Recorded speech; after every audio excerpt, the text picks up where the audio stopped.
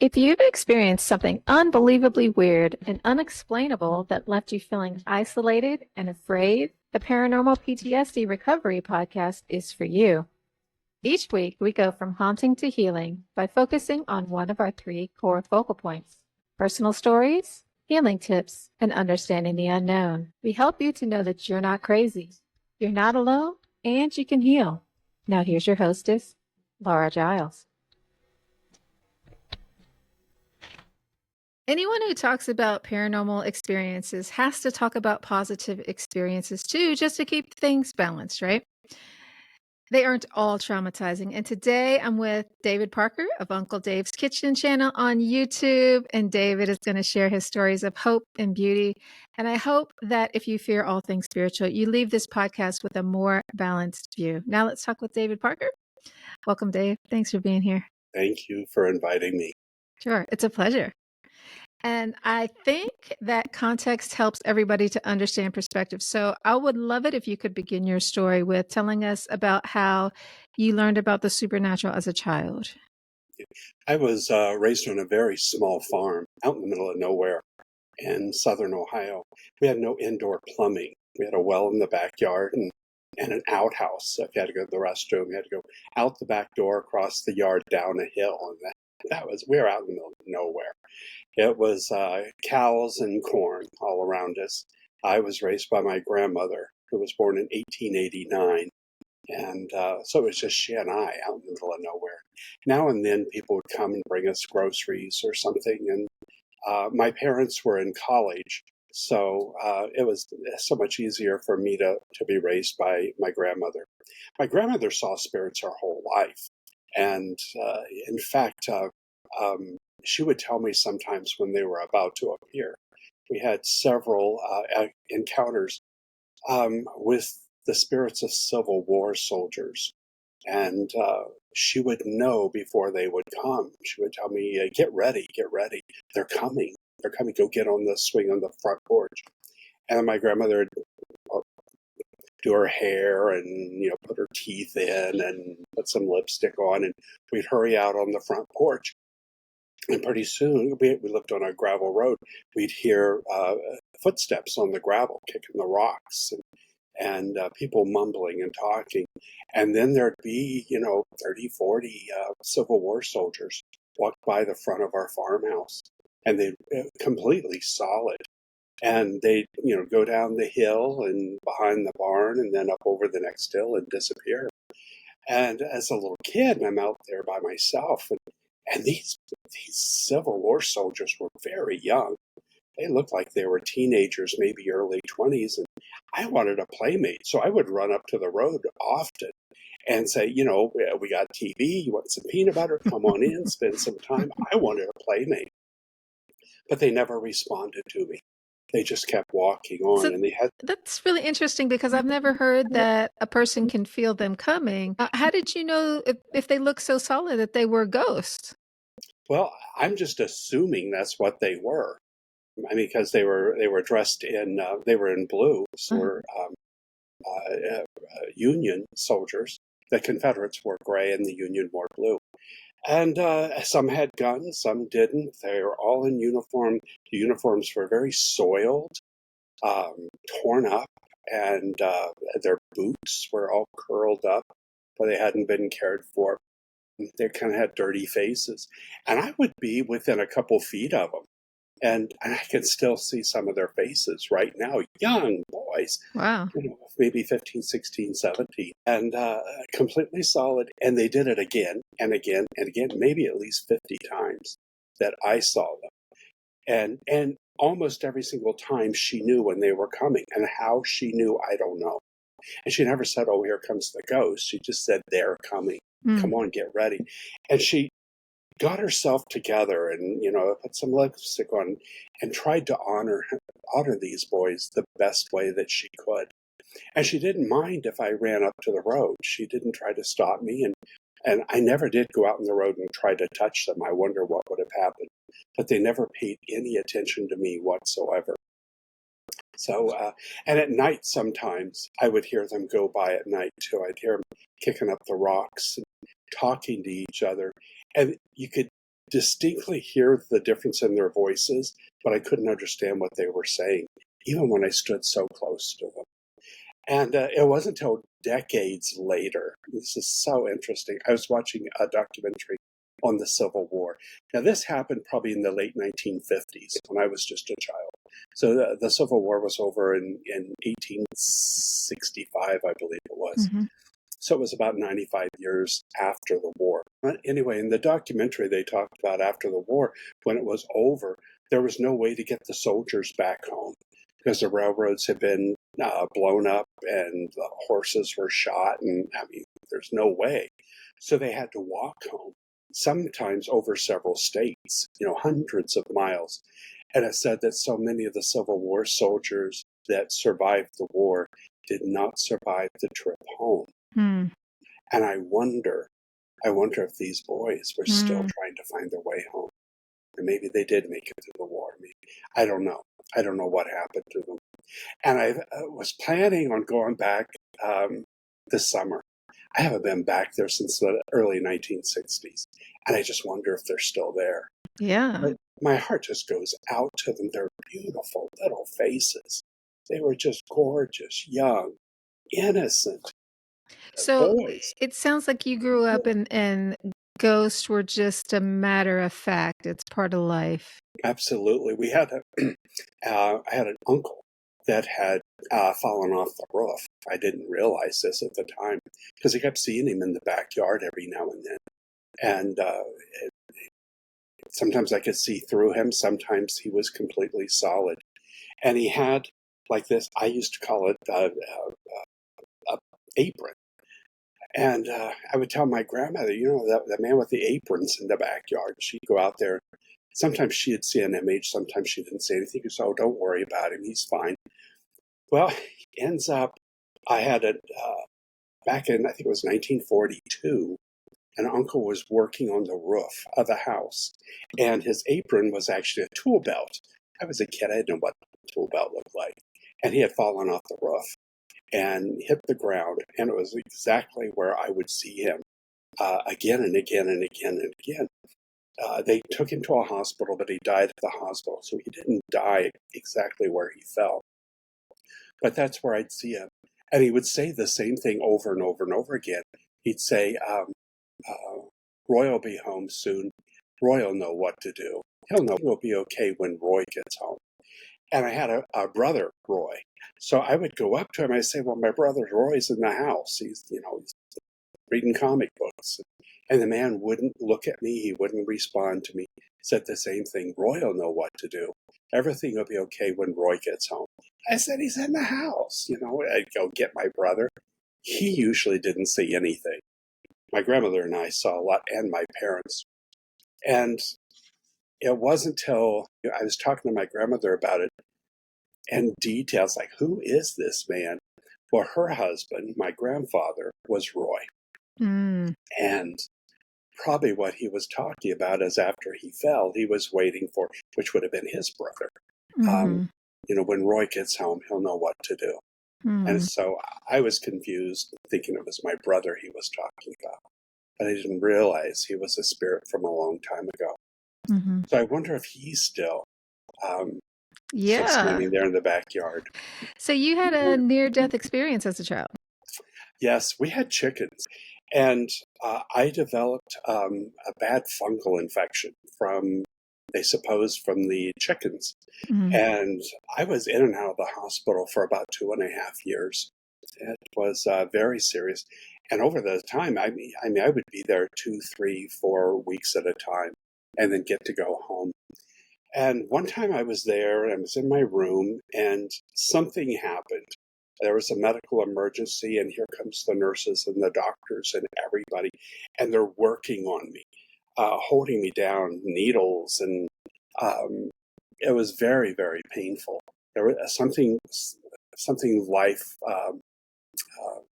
life challenging had happened, and with all the pain and looking up at all the people and the hands coming down and they're pulling on me, I just simply sat up in bed, got out of bed, walked right through them, walked across the floor. Oh, I'm getting goosebumps. Walked out the door and into the hallway of the hospital.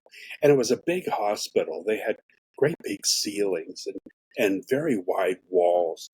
And I walked down the hallway, and there was, people, doctors walking by, and someone pushing people in wheelchairs. Nobody paid any attention to me. And in the middle of the hallway was this huge ball of people, and they looked like pen and ink drawings. With the inside was just like an off opaque white, and it was clearly I could see their features, but there was no skin color.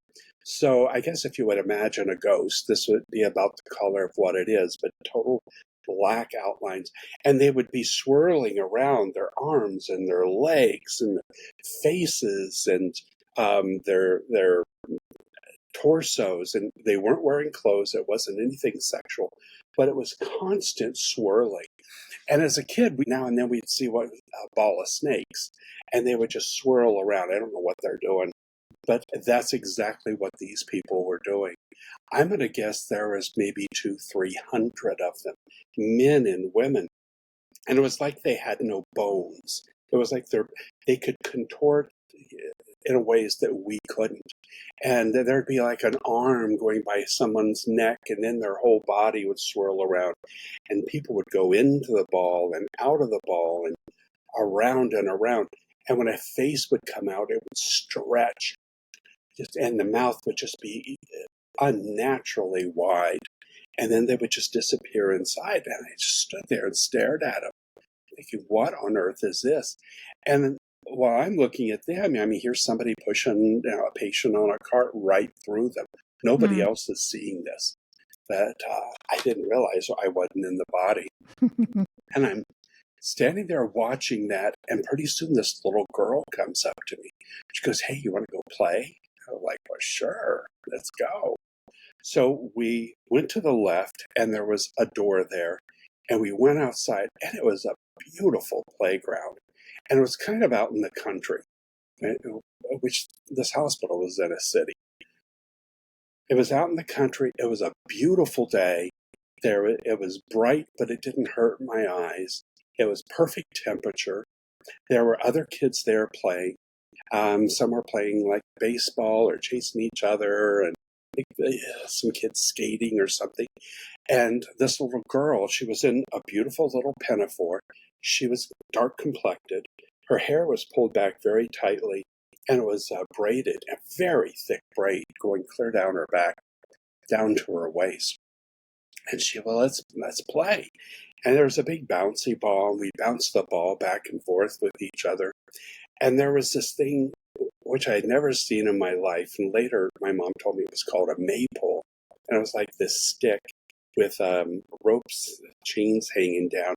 And then we'd each get one, and then you kind of run around in a circle. We played with that for a while. It was absolutely beautiful. It was absolutely wonderful. Wonderful time, and I didn't want to stop. And then she came up to me and she says, well, we can play a little bit longer, but you can't stay here. I said, well, why not? I mean, this is great. And she said, we'll play a little bit longer. And pretty soon, it was my time to go. You got to go now. She goes, my name is Penny. And then she said, tell my mom I love her. And it was like, sure, okay. I didn't know who her mom was. And next thing I know, I'm back in bed. And all the people were around me, but they stopped working on me. And they were leaving. And so whatever medical emergency I was having, evidently they did it effectively, and now they were going. Back then when you needed oxygen, they would cover the whole bed with plastic, and they would pump oxygen in.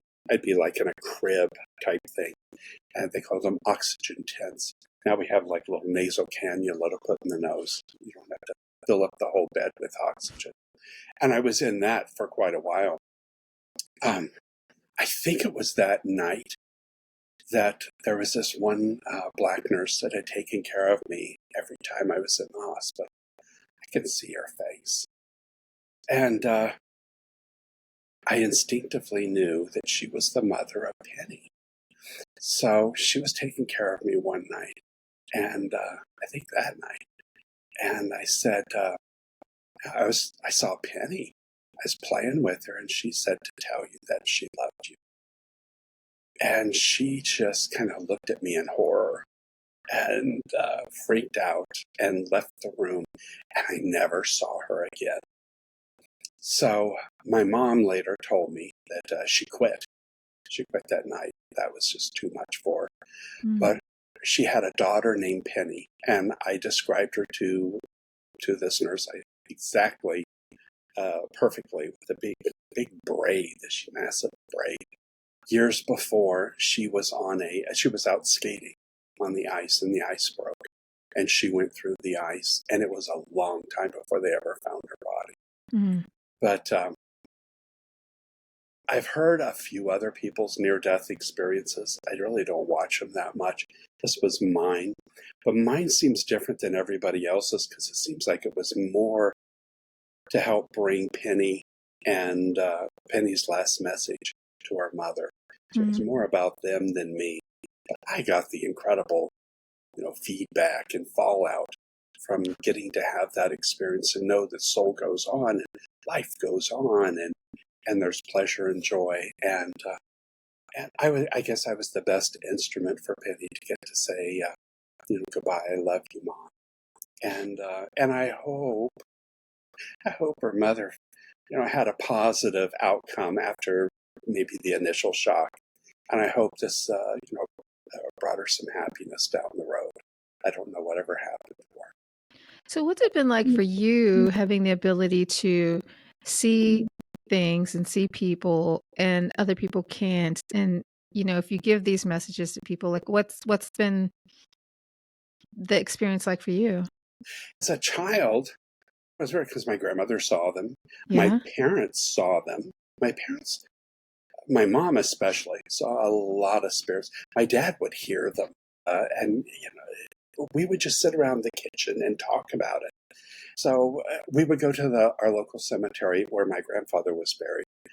And whenever we get a ride, my grandmother and I would go to clean up the grave and mow around it. But around some of the graves, I would see the images of the people more like a smoke, and some like multiple colored, like flags waving from the ground up, sometimes a couple, maybe 10, 20 feet. And it was always if you're standing by the grave, it'd be on the left side of the grave. And maybe about 10% of the graves, I would see that. And my grandmother would say, that's Eunice Corey, and just say hello to her. That's okay. And there was this one grave. This is interesting. I would see very often, not always. The man died in 1920, and I would see him physically laying on top of the grave, just like he had just died in his in a black suit, a white shirt, and the jacket just had one button, and his face was white and very, very red. And I would tell my grandmother, and she'd kind of go look, and she says, well, that's rouge. We didn't have anything else to make people look good when they died. So it was like lipsticks. They would just power it, just kind of pack it on their cheeks. So it was just normal. It was just absolutely normal. And when I went to school, I would talk about things, and some kids would look at me as like, what the heck are you talking about? And my grandmother would say, don't worry what they think. It'll give them something to talk about over dinner. They think you're crazy. You don't care. Well, it's interesting that you talk about the ghosts in the graveyard, because I remember one time we used to go camping and things. We had an RV when I was little. And one time we were parked next to a graveyard, and I was like, Daddy, I'm scared. I don't want to be here. And he's like, the dead don't hang out in graveyards. Why would they hang out in graveyards? And now I'm like, okay, well, they were there all along. Yeah, I guess some of them. I kind of remember my grandmother telling me some of them follow the body from their death to back then we had wakes, so you would generally have the have it the funeral service in the house. And she said they would follow the body to the graveyard and stand there. They were so attached to it, they never moved on. Oh, okay, that makes And sense. that was her explanation to me. And she says eventually, they'll kind of realize that there's more than this. But some of these people have been dead. Well, I've been about 40 years, about 1960, and this one man actually looking dressed as he was in his wake. And I saw him again and again and again and again over years when we would go to the cemetery. So for whatever reason, some people hang around. And my guess, I don't know, it's something that soul needs to go through to have that experience before it takes the next step. Mm-hmm. There's no need to hurry people on. People say, oh, you need to release them and let them go. Well, maybe you don't. Maybe it's not our place to make a decision for someone else as soul to have their experience. Like what you hear so far? Make sure you never miss the show by clicking the subscribe button now. This podcast is made possible by listeners like you. Interesting that you talk about that because you have a lot of experience with that with your own family. Would you like to talk about that? Okay. 1989, I was a nurse. I became a nurse about 1980, and I worked labor and delivery, and I saw soul coming into the body. But we'll get into that later.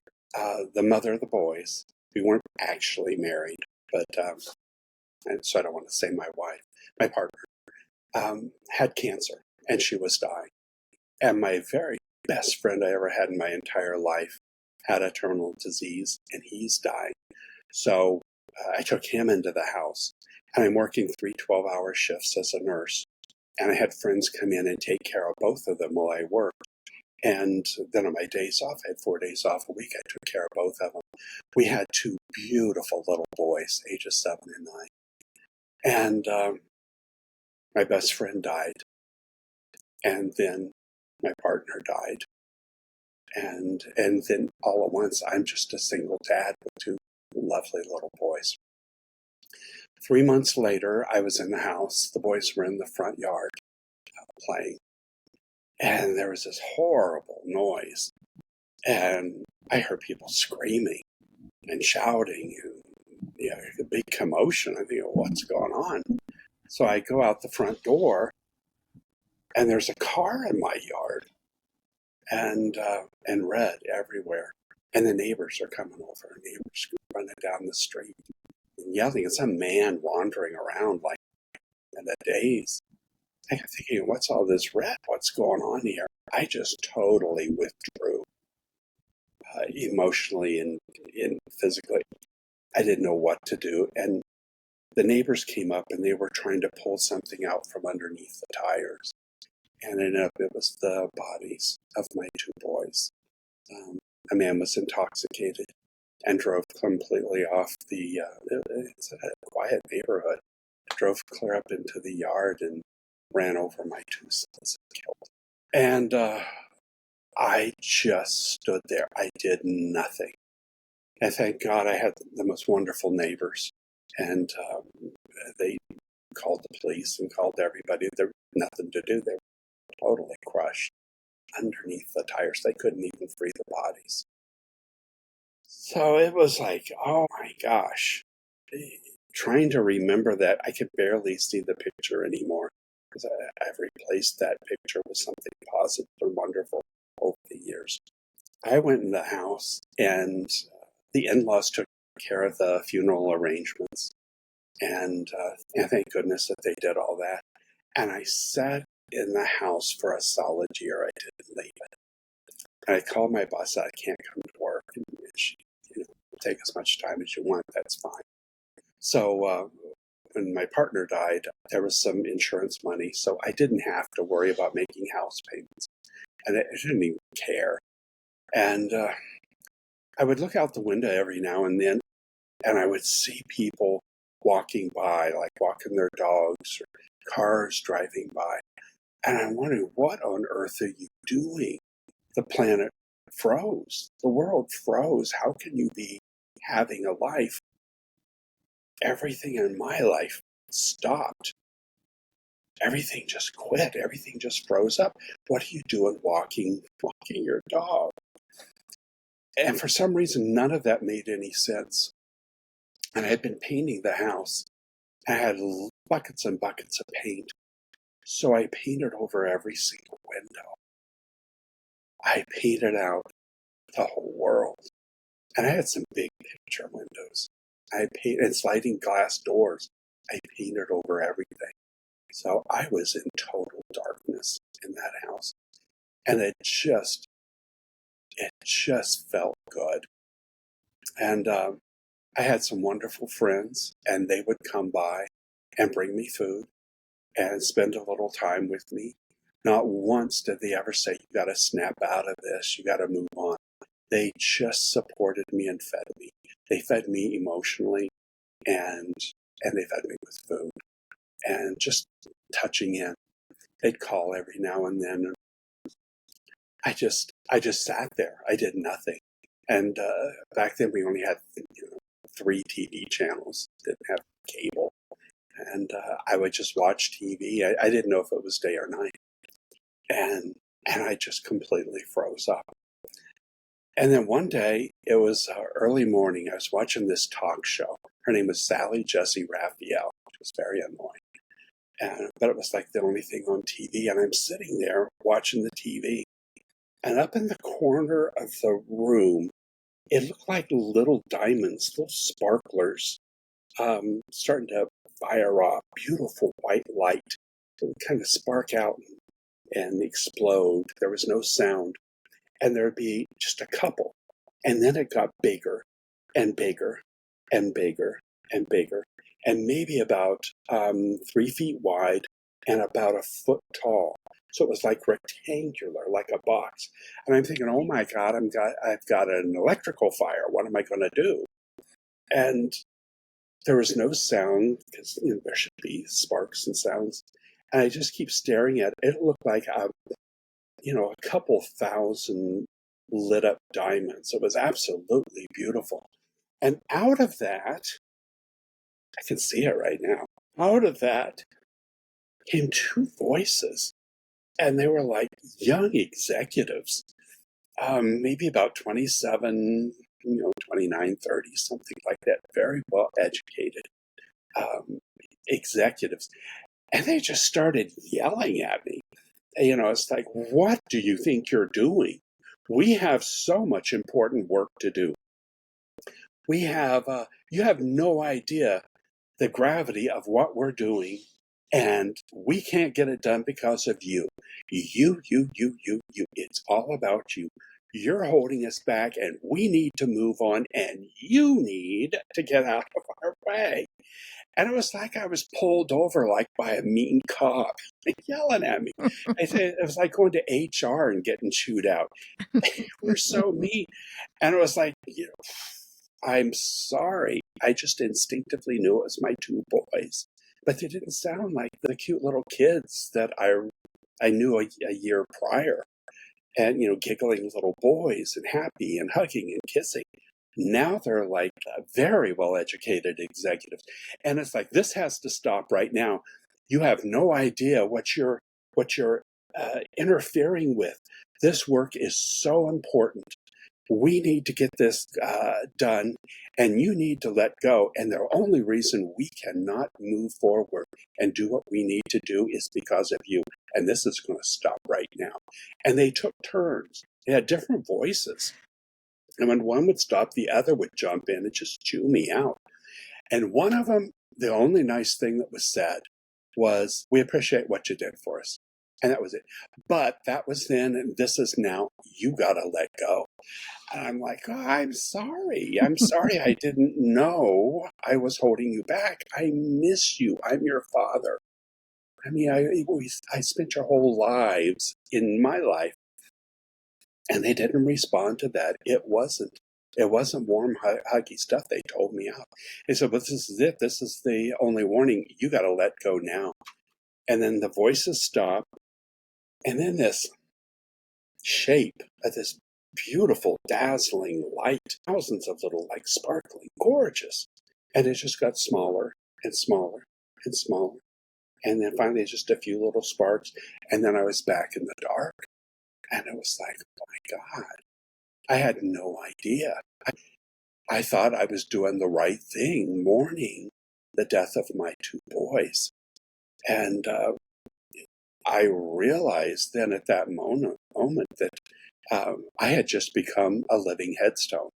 I had closed off my light, closed off my whole life, my career, everything, and just sat in the dark and mourning um, the death of my two boys. And that's when I realized there's a difference between mourning someone and missing someone. And it was later that I kind of had like a near dream, and I was the headstone. And in the dream, it fell down and it broke into pieces. And then it was, now you're the stepping stone. And what a difference that was. What a paradigm change to turn my life from a headstone to stepping stones. So it was about 5-10 minutes after they disappeared. I'm on the phone and called work. I haven't done anything in a year. I hadn't put one foot outside the house in a year. And already it was like, I had such an instant healing with that. I said, my boss was gone. She had moved on. But I talked to recruiting, and they said, well, come in and put in an application. So, within 30 minutes, I'm in the shower, doing my hair, shaving. I had to call someone to come jump my car because I hadn't started it in a year. And after they jumped the car, I went to the hospital, put in an application. They knew me because I used to work there. And they said, well, we're having orientation tomorrow, start tomorrow. So it's like, in just a couple of hours, I went from being like a mushroom, growing, barely existing in the dark, to now back in life. I'm first time outside, and it was nice seeing the sunshine and people driving and having the time of their lives and having these experiences. And I went back to work, and so I needed to get the paint off the windows, and it took a while. I had these little 1-inch razor blades, and I just started scraping the paint little bits by little bits at a time. And my friends came, and they were thrilled to see the whole new David. And they said, well, we'll help you scrape it off. And I said, no. I put the paint up. I need to take it down. This is a lesson I need to do. And even though I had blisters on my fingers, it took months to scrape all that. It goes up quicker than it comes taking it down. But what an incredible lesson that was. As much spirit as I've seen throughout my entire life, and I had seen hundreds of spirits, and I know spirit goes on. I know the universe loves us. I know the universe has our best interest. But that experience just knocked me over. And this is how I responded. But every time I scraped a little bit of the paint off and more light came in, what a lesson that was, that the light never stops. The light never turns on you. It doesn't turn itself out. If you don't see the light, it's because you shut your eyes. It's because you painted over your window. It's because you turned your back to it. It's because you pretend it's not there, or you convince yourself somebody else's light's so much brighter than yours, and you don't deserve any. It's there 24/7 all the time. And if you're not seeing the light, it's because you put up something between you and it. The light doesn't do that. We do it ourselves. Maybe some baggage, maybe some old beliefs, maybe, whatever, a traumatic event, and you just decided to paint the light out, but it's still shining. And it was just wonderful months scraping that paint off and allowing more and more light in. And that lesson was, I will never, ever, ever, ever turn my back on the light again. I will never shut my eyes to it. I will never paint over it. It's universal, it's eternal. That's what we need to put our focus on. That which is eternal and unchanging and loves us and supports us and lifts us. Everything else is it's just an experience. And I've never, ever, ever, ever turned my back on the light again. And I was thinking, as a nurse, if you cut yourself and you bleed a little bit and your body forms a scab, and a scab's like a natural Band-Aid. So, and what it does, it protects the wound as it heals from the inside out. And as the wound heals and gets better and better and better, the scab kind of falls off. And then you got nice, healthy, new skin growing there. Freezing up and locking myself in the house and painting the windows was my scab. It was very important for me to go through that.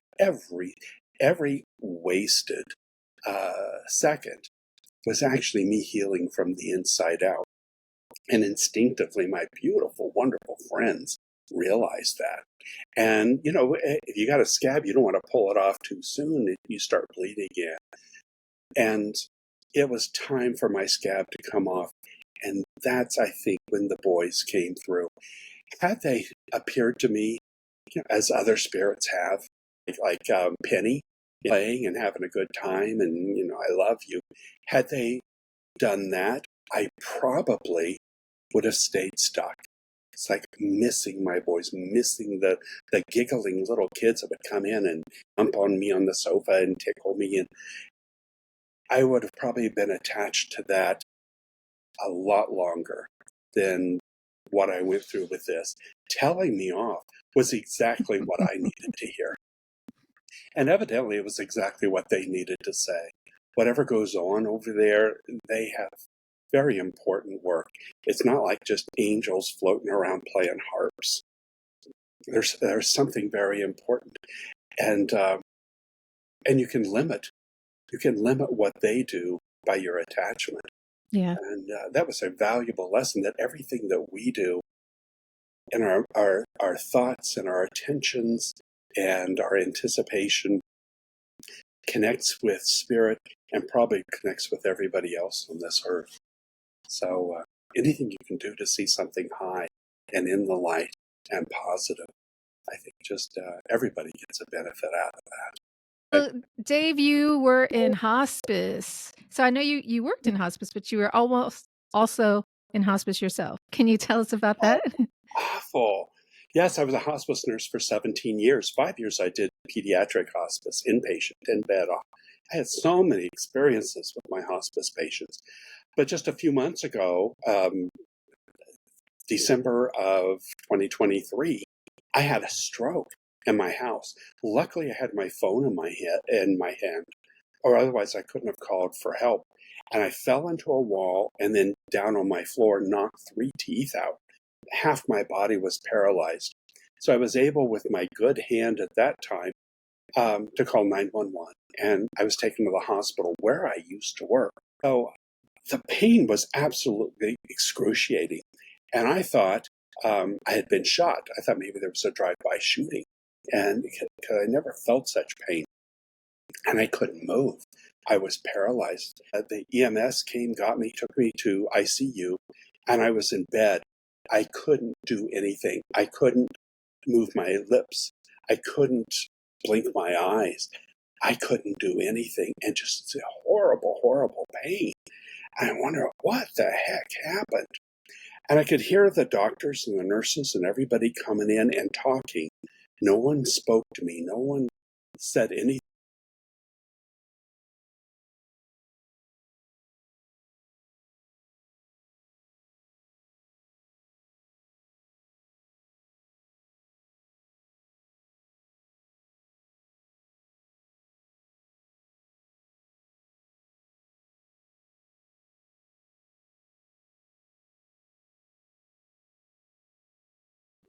I'm really sick.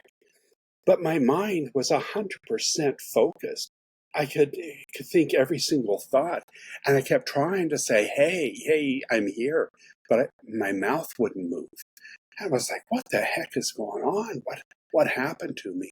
And every now and then, the nurse would come in and turn me from one side to the other. And I would just roll over. And I wanted to say, give me some pain medicine. This really, really hurts. but I couldn't say anything. And no one spoke to me. And when I took care of patients that were nonverbal patients, I would always tell them, hey, my name's David. I'm the best nurse in the state of Arizona. That's what I always called myself. Because that was my standard, to be the best nurse in the state. And I would tell my patients, I'm going to take care of you. I'm going to keep you clean. I'm going to tell you what's going on. And I really communicated, maybe not necessarily with the body and the brain, but with the spirit of that patient. That's always been a part of my nursing practice, especially I learned that in hospice. Well, no one did that to me, so I'm laying there saying, what the heck is going on? I have for years practiced a form of meditation.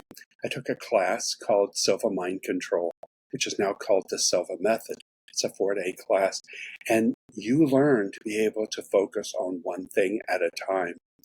And one of their meditations is that, and we practiced it, was to shrink our attention down to a cell on the back of your hand and go inside that cell and see what a cell looks like.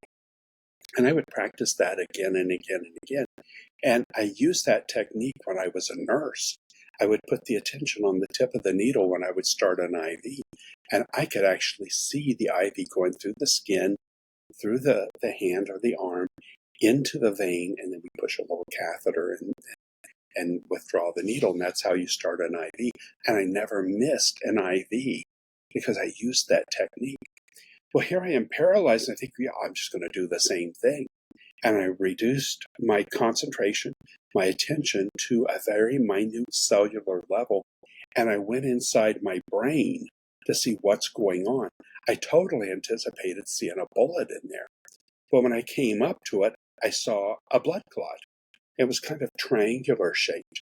And actually, the next day, I had a second clot. So I actually ended up with two clots in my brain. And it was disrupting, my neural pathways. So thus I was paralyzed. And in the Silva technique, we make everything playful. So I gave the clot 2 big eyes, a nose, a mouth. I gave him hands and feet, and talked to him like he was like a puppet. And I said, "Hey, clot, how you doing?" And the eyes would open and the mouth would open, and he'd say, "Hey, Dave, how you doing? Nice to see you." And I had a conversation with the clot. I said, "You know what? You're really interfering in my healing process. Is there a way that you could move on and still be a clot somewhere else and not interfere in my life or anybody else's life?" "Well, sure, Dave, let's do something." I just made him very animated. And instead of seeing the clot as the enemy, instead of seeing the clot as, killing me, I turned it into a friend. And together, I called him Hot Clot. I just said, "Hey, you're a pretty hot clot. You're trying to get this rapport going." So I called him Hot Clot. I said, "Hot Clot, let's dismantle the cells that form the clot." And there's, our body makes clotting factor, again, like a scab. Those are those cells that go there and prevent excess bleeding. So this is an accumulation of clotting cells that forms the blood clot or a stroke. And if you have the clot in your heart, you have a heart attack. And if you have the clot in your leg, you have a thrombus. It's the same thing. It just depends on where it appears in your body. So I had Hot Clot and I, cell by cell, we took the clot apart and kind of brushed it off and put it back in the bloodstream so it could do some good somewhere else in the body. And I had nothing else to do because I'm paralyzed and I'm laying in bed. So I go in this meditation. I'm doing it about 12 hours a day. And cell by cell, Hot Clot and I are dismantling it. And the blood flow's coming through. And we could both see it. And I knew it was time for my mouth to be able to work. So I thought of my brain, where all the thoughts were coming from. I called it my thinking brain, but it couldn't connect anywhere below my thought pattern. So I did the same thing with my thinking brain. I gave it eyes and a nose and a mouth, and I made it like this funny little playing, Gumby like animated creature, and arms and legs, and I gave it an old-fashioned telephone. And I did the same thing with my mouth. I mean, it already had a mouth, but I gave it, eyes and a hand, and I gave it a telephone too. And there was this wire that went from the brain to my mouth, and I had my brain call up my mouth and say, "Hey, mouth, start speaking.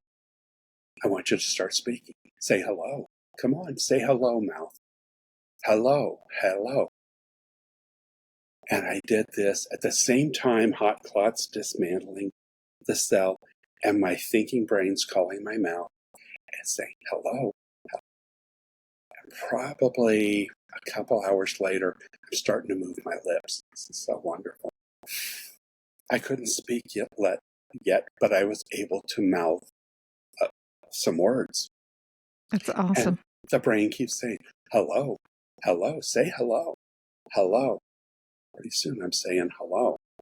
And I gave the other parts of my body, little faces and telephones, and my thinking brain's calling them all. It's time to start moving. Let's start moving. It feels good. You remember how fun it was to move? How fun it was to go water the trees in the backyard? Let's do that again. And at no time during my stroke did I panic. At no time was I a victim. I saw myself completely, just as I was, moving and talking and doing all this stuff. The clot, hot clots, and I've thrown out those cells, and slowly it came down. Over a couple days, I'm moving, I'm talking, I'm able to carry on a conversation, and I was discharged after 9 days from being in ICU with 2 large clots in my brain. I had a scan. My last scan was about 6 weeks ago. There's nothing there. A little bit of scar tissue. There is nothing there. And other than a little bit of balance issues I have now, I am completely restored, absolutely 100% back to normal. That is and I was awesome. using the meditative technique and communicating with my body in a joyous, wonderful way, and not being a victim of the stroke. It was like I was a participant and became friends with it. And what do you do when you need help from a friend? You ask a favor. And that's what I did. I asked a favor of my clot. Hey, could you move on just a bit somewhere else? Be a clot, have your clot existence, but elsewhere. And off he went. And that was it. That's and that was my brilliant. feeling. Marvelous. YouTube channel. And I wanted to offer you opportunity to receive some. Are you up for that? Okay. So anybody watching, we're going to be right back. Okay. Okay. And we are back. How was that, Dave? That was wonderful. And it was so relaxing and so simple. It is very simple. Yeah. People are kind of surprised at how easy it is to let go. And plus you're motivated to anyway. Yeah. So it's just kind That of, helps. it's like someone unlocks the key to the door. Mm-hmm. Yes. You're already there at the door. Just, yes. Just need the lock switched, unswitched. That's so I'm going to give you the last word. What thought would you like to leave the audience with? I would say you have 2 things you can always change in your life, and that's where you place your attention and your attitude. You can always change your attitude to be a victim or a hero. No one can take that from you. No one can stop you from those 2 things. Those 2 things are yours intrinsically throughout your whole life. If you'd like to see more of Dave, you can check out his YouTube channel at Uncle Dave's Kitchen. I know that paranormal experiences can be scary, and I hope that Dave's stories show you that they don't have to be. And we'll see you back here next week or in my private community, and the link is in the show notes. Thank you all for being here, and thank you too, Dave. Bye-bye.